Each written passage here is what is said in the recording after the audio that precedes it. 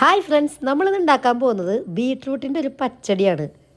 സദ്യ വിളമ്പുമ്പോൾ നല്ല കളർഫുൾ ആയിരിക്കാൻ ഈ ഒരു ബീട്രൂട്ട് പച്ചടി വളരെ നല്ലതാണ്. അപ്പോൾ എല്ലാവരും ഇതൊന്ന് ട്രൈ ചെയ്ത് നോക്കണം. അതിനായിട്ട് നമ്മൾ ഇതിനെ കഷ്ണങ്ങളാക്കി വേവിച്ച് വെച്ചിരിക്കുകയാണ്.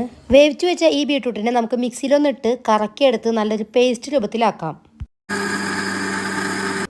4 വലിയ ബീട്രൂട്ടിലേക്ക് 1 മുറി നാളികേരം, ഒരു 7 ചുവന്നുള്ളി, 5-6 പച്ചമുളക്, കുറച്ച് നല്ല ജീരകം കൂടിയിട്ട് ഇതിനെ നന്നായിട്ടൊന്ന് കറക്കിയെടുക്കും. നല്ല അടിപൊളി കളർഫുൾ പേസ്റ്റ് ആയിട്ട് നമുക്ക് നമ്മുടെ നേരത്തെ ആക്കി വെച്ച ബീട്രൂട്ട് ആക്കി കിട്ടിയിട്ടുണ്ട്. ഇനി ഇതിനെ നമുക്ക് ഒരു പാനിലേക്ക് ഇട്ട് നന്നായി ഒന്ന് തിളപ്പിച്ചെടുക്കാം.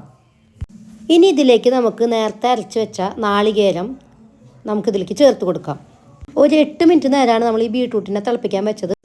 വെന്ത് വന്ന ബീട്രൂട്ടിലേക്ക് നമ്മൾ നേരത്തെ അരച്ച് വെച്ച നാളികേരം ഒതുക്കിയത്, അതുപോലെ തൈരും മാറ്റി വെച്ചിട്ടുണ്ട്. നാളികേരമാണ് നമ്മൾ ആദ്യം തന്നെ ചേർത്ത് കൊടുക്കാൻ പോകുന്നത്. ബീട്രൂട്ട് അരച്ച മിക്സിയിൽ തന്നെ ആയതുകൊണ്ടാണ് നാളികേരത്തിന് ഈ ഒരു കളർ വന്നത്. ഇനി ഇതിലേക്ക് നമ്മൾ തൈരും കൂടി ചേർത്ത് ഇളക്കി യോജിപ്പിക്കാൻ പോവുകയാണ്. തൈര് ചേർത്ത് കഴിഞ്ഞാൽ പിന്നെ അധികം നേരം തിളപ്പിക്കേണ്ട, വേഗം തന്നെ ഒന്ന് ഇളക്കി ഗ്യാസ് ഓഫ് ചെയ്യാം. ഇനി ഇതിലേക്ക് നമുക്ക് കടുക് പൊട്ടിക്കാനുണ്ട്. ബീട്രൂട്ട് വേവിക്കാൻ വെക്കുമ്പോൾ നന്നായിട്ടൊന്ന് പൊട്ടി തെറിക്കും. ആ തെറിക്കുന്ന അതാണ് പെയിൻ്റ് അടിച്ച പോലെ നമ്മുടെ ടൈരുമലൊക്കെ കാണുന്നത്. അപ്പോൾ ചെറുതായിട്ട് നമുക്കൊന്ന് കയ്യകലത്തിൽ നിൽക്കുന്നതായിരിക്കും നല്ലത്. ഇനി നമുക്ക് താളിക്കാനായിട്ട് ഒരു പാൻ വെച്ച് ഒത്തിരി വെളിച്ചെണ്ണ ഒഴിച്ച് കടുക് പൊട്ടിച്ച് വേപ്പിൻ്റെ ഇല ഇട്ട് കൊടുത്ത് ഗാർണിഷ് ചെയ്യാൻ വേണ്ടി കുറച്ച് വറ്റൽമുളക് ഇട്ട് കൊടുക്കാം.